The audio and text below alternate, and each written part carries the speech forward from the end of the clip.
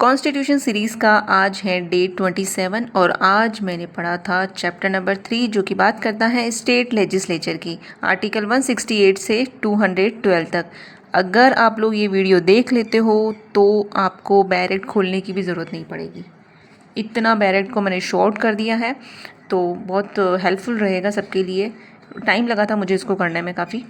तो सबसे पहले स्टार्ट करते हैं जनरल के आर्टिकल से। आर्टिकल 168 बात करता है constitution of legislature in states. States के जो लेजिस्लेचर हैं उनका कॉन्स्टिट्यूशन की बात कर रहा है। तो इसमें दे रखे दो क्लोज दे रखे। सबसे पहला बात करता है एक तो गवर्नर प्लस स्टेट, ये लेजिस्लेटिव असेंबली होती है जो कि हर स्टेट में होती है, ठीक है। नेक्स्ट बात करता है गवर्नर होगा, लेजिस्लेटिव काउंसिल होगी प्लस लेजिस्लेटिव असेंबली होगी जो कि कुछ स्टेट्स में होता है जहाँ पे दो सदन होते हैं, मतलब बाई कैमरल लेजिस्लेचर होते हैं, वहाँ पे ये दोनों होते हैं, काउंसिल भी होती है असेंबली भी होती है, ठीक है। अदरवाइज क्या होता है, असेंबली होती है और गवर्नर होता है। कॉन्स्टिट्यूशन, ठीक है, पढ़ लिया। आर्टिकल 169 बात करता है अबोलिशन और creation of legislative council in state. Abolition of creation कैसे होगा, इसमें 3 क्लॉजेज हैं। क्लोज नंबर 1 बात करता है कि स्टेट लेजिस्लेटिव असेंबली में सबसे पहले रिजोल्यूशन कैसे होता है, रिजोल्यूशन की बात की गई है। ये मैंने हेडिंग डाल दी है ताकि इजी रहेगा पढ़ने में। तो सबसे पहले लेजिस्लेटिव असेंबली को एक रिजोल्यूशन पास करना होता है। इसके लिए 2 कंडीशन पूरी करनी जरूरी होती है। और 2 कंडीशन क्या है कि टोटल मेंबरशिप जो होगी उनकी मेजोरिटी होनी चाहिए और प्रेजेंट एंड वोटिंग का 2/3 मेजोरिटी होगा तभी रिजोल्यूशन पास होगा, अदरवाइज रिजोल्यूशन पास नहीं होगा। सेकेंड क्लोज बात करता है असेंबली का रिजोल्यूशन आने के बाद, अब ये रिजोल्यूशन आ गया, रिजोल्यूशन आने के बाद पार्लियामेंट क्या करेगी, लॉ बनाकर लेजिस्लेटिव काउंसिल को क्रिएट करेगी या फिर अबॉलिश करेगी। क्या करेगी, किसको क्रिएट करेगी, लेजिस्लेटिव काउंसिल को या तो क्रिएट करेगी या अबॉलिश करेगी, ठीक है। कि अगर हाँ मेजोरिटी है तो फिर क्या कर सकती है, क्रिएट कर देगी, और अबॉलिशन की मेजोरिटी होगी तो अबॉलिश करेगी। अब इसके अंदर आर्टिकल 368 वाला कॉन्स्टिट्यूशन अमेंडमेंट नहीं माना जाएगा, ओके। आर्टिकल 170 बात करता है कंपोजिशन ऑफ लेजिस्लेटिव असेंबली की। अब असेंबली की बात कर रहे हैं तो असेंबली में कितने मेंबर्स होते हैं, मैक्सिमम 500 मेंबर होंगे और मिनिमम होंगे 60 मेंबर्स होंगे। क्लोज 2 बात करता है इलेक्शन ऑफ मेंबर्स का इलेक्शन कैसे होता है, तो डायरेक्ट इलेक्शन होता है, जो एमएलए के हम लोग भी वोट करते हैं वो, ठीक है। और क्लोज 3 बात करता है कॉन्स्टिट्यूएंसीज में पॉपुलेशन का रेशो क्या रहता है, किस तरीके से करेंगे कि एवरी कॉन्स्टिट्यूएंसी की पॉपुलेशन और उस कॉन्स्टिट्यूएंसी को अलॉटेड सीट के बीच का रेशो जहाँ प्रैक्टिकल हो पूरे स्टेट में इक्वल रहे। जैसे कई बार अपन देखते हैं ना, किसी स्टेट में ज़्यादा सीट होती है, किसी में कम सीट होती है, तो वो सब पॉपुलेशन के अकॉर्डिंग होता है, पॉपुलेशन के उसी पे बेस पर ये रेशो डिसाइड होता है। आर्टिकल 171 बात करता है composition of legislative council. Assembly हमने पढ़ लिया, अब काउंसिल की बात कर रहे हैं। तो इसके अंदर सबसे फर्स्ट क्लोज है, इसमें टोटल मेंबर्स कितने होंगे, असेंबली जो होगी लेजिस्लेटिव असेंबली के 1/3 मेंबर इसके अंदर होंगे और मिनिमम मेंबर इसके अंदर 40 होंगे। उसमें कितने थे, 60 थे, इसमें 40 मेंबर है। क्लोज 2 बात करता है, क्लोज 2 में क्लोज 3 के इन सब की बात करी है, जो कि क्लोज 3 में क्या बात कर रखी है कि मेंबर्स कैसे चुने जाते हैं, कैसे चुने जाएंगे। सबसे फर्स्ट 1/3 लोकल अथॉरिटीज़ के होंगे। सेकंड बात करता 112 होंगे ग्रेजुएट्स होंगे, ठीक है। ग्रेजुएट्स की वो बता रखी है कि 3 साल का जो ग्रेजुएशन पीरियड होता है वो कंप्लीट करे हुए एजुकेशन में। सी बात करता है 112 इसमें क्या होंगे, टीचर्स होंगे। डी 1/3 क्या होंगे, इसमें एमएलएस होंगे, ठीक है। और जो रिमाइंडर होंगे वो नॉमिनेटेड बाय द गवर्नर उनको नॉमिनेट करेगा, ठीक है। उसके बाद में नेक्स्ट क्लोज बात करता है इलेक्शन का तरीका क्या होता है, proportional representation by single transferable, हम लोग जो एक वोट करते हैं उस टाइप का होता है। क्लोज 5 में बात करिए कि गवर्नर जिन मेंबर को नॉमिनेट करता है ना, उन मेंबर की क्वालिफिकेशन, उनको नॉलेज किस किस का होना चाहिए, उनको होना चाहिए literature, science, art, cooperative movement, social service, इन सब का नॉलेज होना चाहिए जो नॉमिनेटेड मेंबर होते हैं उनमें। अब बात करते हैं आर्टिकल 172 जो कि बात करता है ड्यूरेशन ऑफ स्टेट लेजिस्लेचर की। इसका ड्यूरेशन तो होता है 5 ईयर का, ठीक है। प्रोवाइडेड में दे रखा है कि अगर इमरजेंसी लग जाती है तो 1 साल तक तो होगा ही होगा, उसका 1 साल बढ़ जाता है। लेकिन इमरजेंसी जैसे ही खत्म होगी ना, तो 6 महीने के मैक्सिमम 6 महीने का टाइम रहेगा, उसके अंदर अंदर इनको फिर चेंज करना होगा, मतलब ड्यूरेशन खत्म करना होगा। क्लोज 2 बात करता है पार्लियामेंट प्लस 1/3 मेंबर रिटायर होंगे एवरी ईयर। हर साल कितने मेंबर रिटायर होंगे? 1/3 मेंबर। ठीक है, पूरी क्लोज नहीं होती है, तो इसका 1/3 मेंबर हर 2 साल में रिटायर होते रहेंगे। चलिए, असेंबली और काउंसिल का मैंने एक डिफरेंस भी लिखा है, जिससे क्लियर हो जाएगा कि इन दोनों में डिफरेंस क्या है, असेंबली वर्सेस काउंसिल। ठीक है, ये पॉइंट दे दिए, असेंबली और ये काउंसिल। पहले तो आर्टिकल कौन सा है? 172 क्लोज 1, काउंसिल का 172 क्लोज 2। इसका नेचर क्या होता है? टेम्पररी हाउस होता है असेंबली का, लेकिन काउंसिल क्या होती है? परमानेंट होती है, क्योंकि हर 2 साल में रिटायर्ड होंगे, मतलब तो पूरी काउंसिल तो खत्म होगी नहीं। उसके बाद ड्यूरेशन जो असेंबली का होता है वो 5 ईयर्स का होता है, लेकिन काउंसिल का टाइम कोई फिक्स नहीं होता है, इसका ड्यूरेशन फिक्स नहीं होता है। डिसोल्यूशन डेफिनेटली होगी क्योंकि टेम्पररी हाउस है, लेकिन काउंसिल कभी डिसोल्यूशन नहीं होता है। रिटायरमेंट इसमें पूरी असेंबली का एक साथ होता है, जैसे हम लोग 5 साल हो गए, हर 5 साल में अपन वोट करते हैं, तो वो रिटायरमेंट कहलाता है। और काउंसिल जो होती है 1/3 एवरी 2 साल, हर 2 साल में 1/3 मेंबर्स रिटायर्ड किए जाते हैं, हटा दिए जाते हैं। और उसके बाद में इमरजेंसी में एक्सटेंशन इसके अंदर हो सकता है, लेकिन इसके अंदर नहीं होता है। ओके, आर्टिकल 173 बात करता है qualification for membership of the state legislature की क्वालिफिकेशन की बात की गई है इसके अंदर। क्लोज 1 में बात करिए कि सिटीजन ऑफ इंडिया होना चाहिए। ठीक है, और ओथ और अफर्मेशन जो ली जाएगी 3rd शेड्यूल के अंदर फॉर्म दे रखा है, उसके अकॉर्डिंग ली जाएगी। नेक्स्ट है बी, इसके अंदर एज, लेजिस्लेटिव असेंबली के जो मेंबर हैं एमएलए की एज कम से कम होनी चाहिए 25 साल, और लेजिस्लेटिव काउंसिल जो एमएलसी के मेंबर है उनकी एज कम से कम होनी चाहिए 30 साल। ओके, जैसे ये आर्टिकल 84 में भी था, तो ये कन्फ्यूजन वाला था, तो मैंने इसको यहाँ पे भी लिख दिया है कि लोकसभा के मेंबर कितने एज होगी? 25। लोकसभा मतलब लोअर हाउस, तो 25 साल होनी चाहिए। राज्यसभा बड़ा हाउस है, तो उसमें कितनी एज होनी चाहिए? 30 साल होनी चाहिए। असेंबली में कितनी है, जो अभी अपन ने पढ़ा 25 साल, और काउंसिल में कितनी है? 30 साल। ठीक है, ये कन्फ्यूज़न दूर करने के लिए मैंने आर्टिकल 84 का भी यहाँ पे लिख दिया, क्योंकि मुझे खुद को कन्फ्यूज़न हो रहा था, तो डेफिनेटली आप लोगों को भी होता ही होगा। आर्टिकल 174 बात करता है sessions of the state legislature, prorogation and dissolution. Sessions, prorogation and dissolution की बात करी हुई है इसके अंदर। सबसे पहले बात करते हैं क्लोज 1 में, governor time to time state legislature को समन करता है कि आप एक समन की लास्ट सिटिंग और नेक्स्ट समन की नेक्स्ट एक सेशन जो है, एक सेशन है उसकी लास्ट सिटिंग, और नेक्स्ट सेशन है उसकी फर्स्ट सिटिंग, इन दोनों के बीच में होना चाहिए 6 मंथ से ज़्यादा का गैप नहीं होना चाहिए।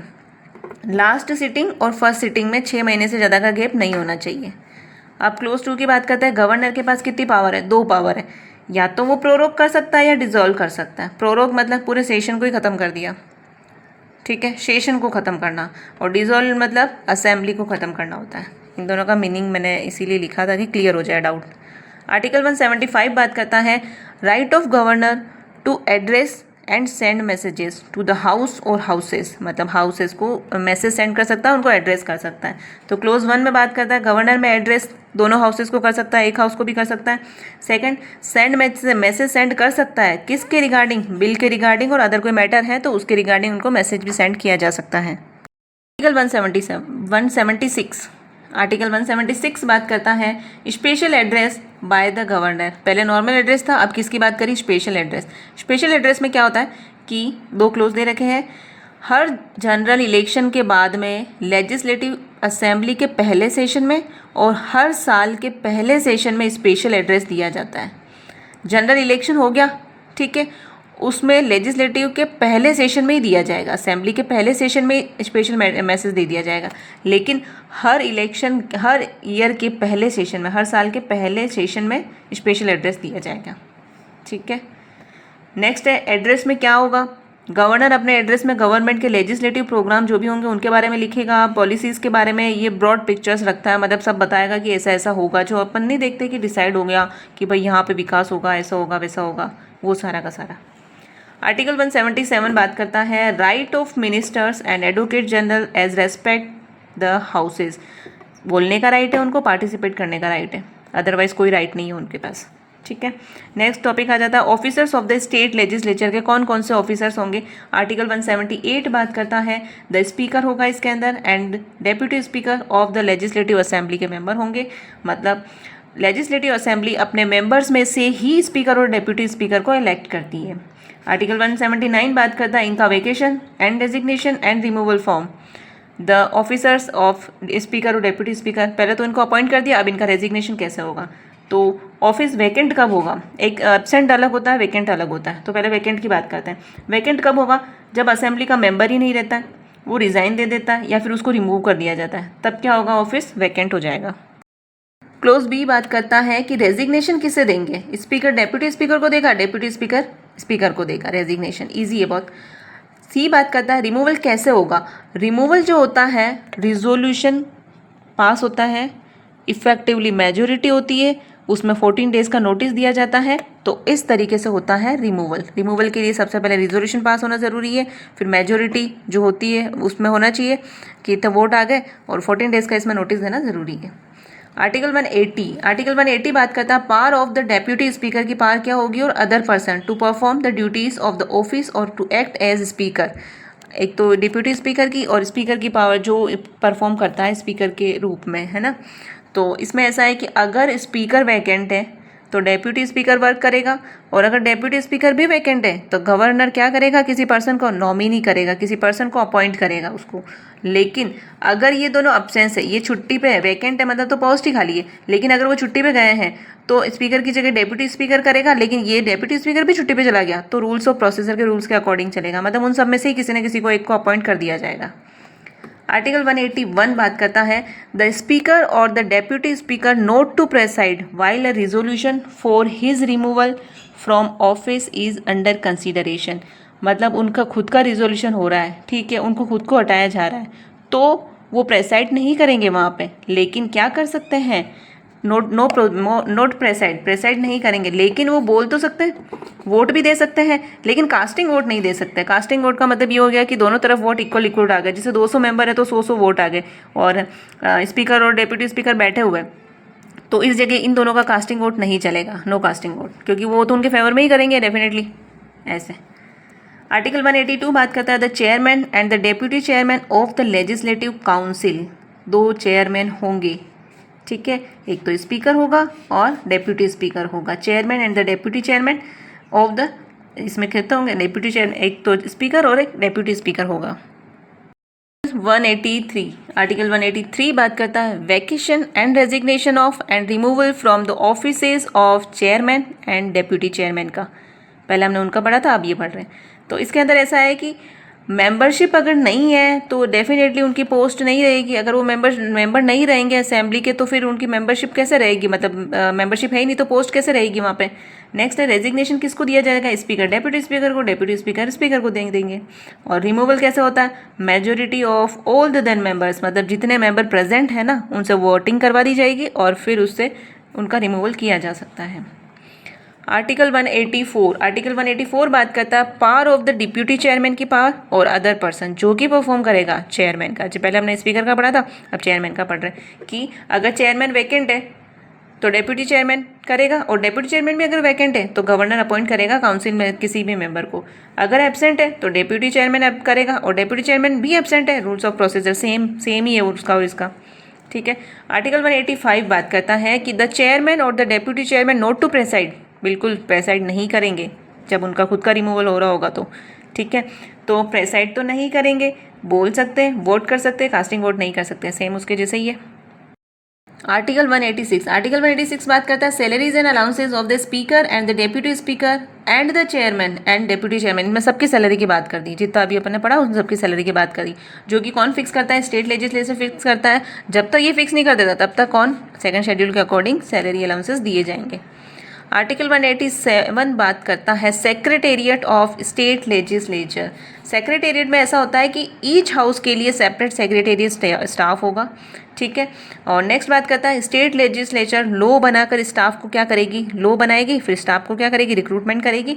और जब तक ऐसा लॉ नहीं बनता है तब तक गवर्नर, ठीक है, गवर्नर क्या करेगा, स्पीकर और चेयरमैन से कंसल्ट करके रूल्स बना सकता है, ठीक है, फिर उनको सेक्रेटेरिएट को अपॉइंट किया जा सकता है। आर्टिकल 188 में बात करिए ओथ और अफर्मेशन बाय द मेंबर्स की। डेफिनेटली गवर्नर अपॉइंट करता है पर्सन को, गवर्नर या तो गवर्नर करेगा या फिर गवर्नर ने किसी पर्सन को अपॉइंट कर रखा है, ऑथोराइज पर्सन जो होता है वो क्या करेंगे, थर्ड शेड्यूल के अंदर क्या करेंगे, ओथ और अफर्मेशन दिलाएंगे।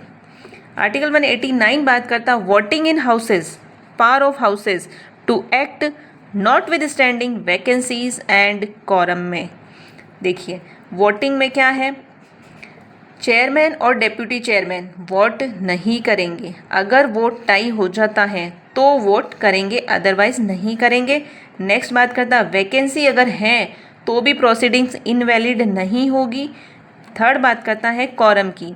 कॉरम का मतलब इतने मेंबर तो एटलीस्ट होने ही चाहिए तभी मीटिंग होती है।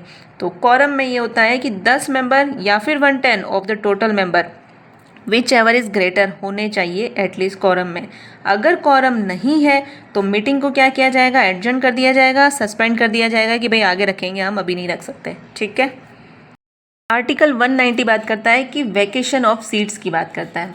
वैकेशन ऑफ सीट्स मतलब टोटल 4 क्लोज दे रखे हैं, कब होगा, 1 पर्सन दोनों हाउसेस का मेंबर नहीं हो सकता, डेफिनेटली नहीं हो सकता। लोकसभा और राज्यसभा का मेंबर दोनों एक ही पर्सन थोड़ी हो सकता है, किसी एक का होगा और दूसरे से उसको रिजाइन देना पड़ेगा।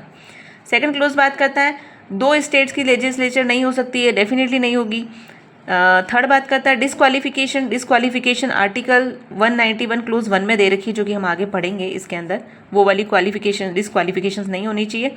ठीक है। फोर्थ बात करता है रेजिग्नेशन का प्रोसेस। रेजिग्नेशन में ऐसा होता है कि लेजिस्लेटिव असेंबली का जो मेंबर है वो स्पीकर को रिजाइन दे देगा और काउंसिल का जो मेंबर है वो चेयरमैन को देगा। असेंबली का मेंबर स्पीकर को देता है, काउंसिल का मेंबर चेयरमैन को देता है। ये याद रखना पड़ेगा क्योंकि पूछा जाता है ये क्वेश्चन।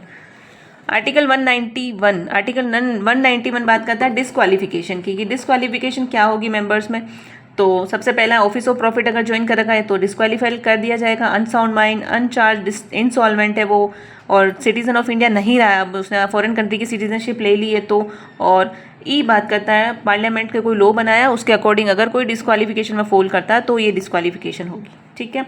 अगर क्लोज 2 में दे रखा है अगर कोई पर्सन 10th शेड्यूल मतलब एंटी डिफेक्शन लॉ के तहत भी डिस्क्वालीफाई है 10th शेड्यूल के अंदर, तो वह स्टेट लेजिस्लेचर का मेंबर बनने के लिए भी डिस्क्वालीफाई होगा। एंटी डिफेक्शन मैंने पहले भी वीडियो में बताया हुआ है। आर्टिकल 192 बात करता है decision on question as to disqualifications of member.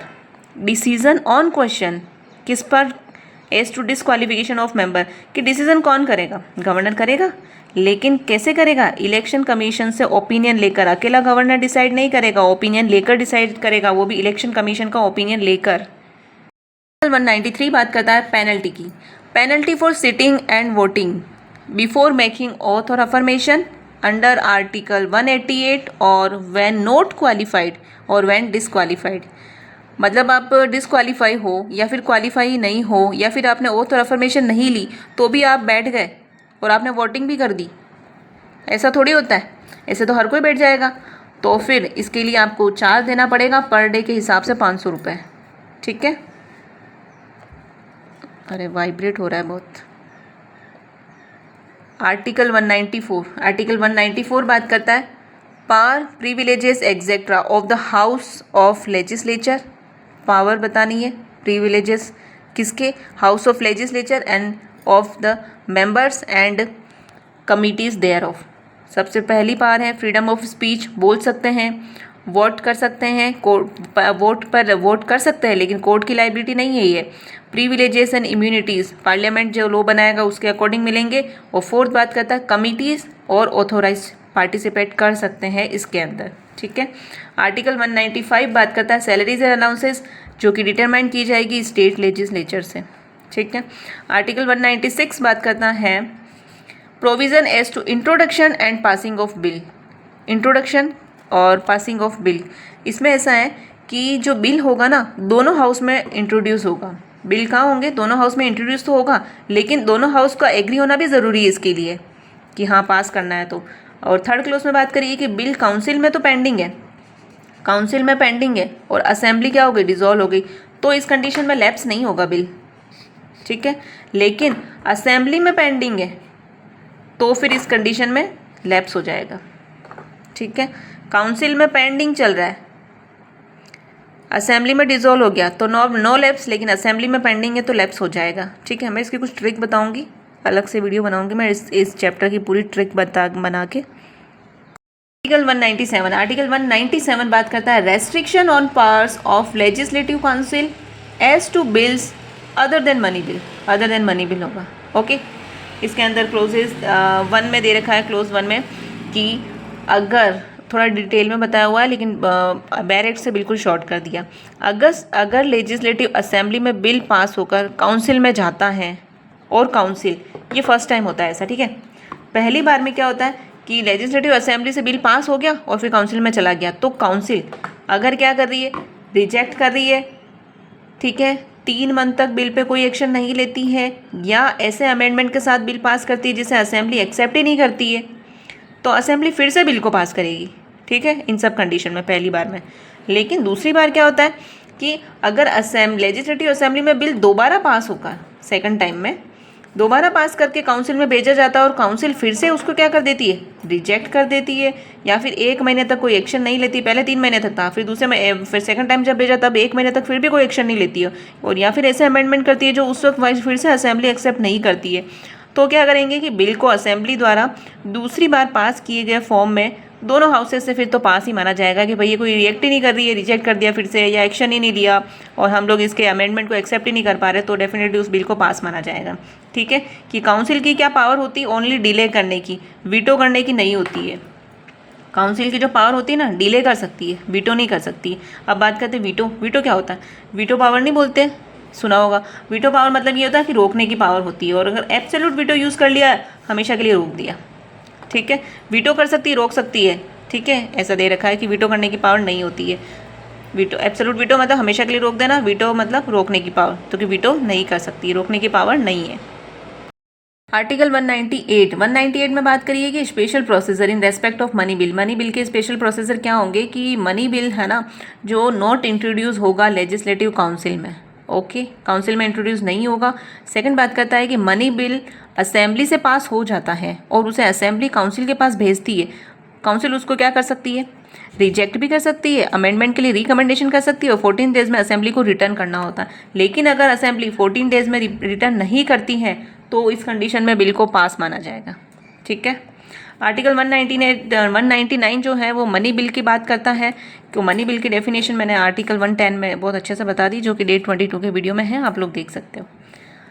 Article 200 आज का लास्ट आर्टिकल 200 है एसेंट टू बिल, बिल के लिए एसेंट देना।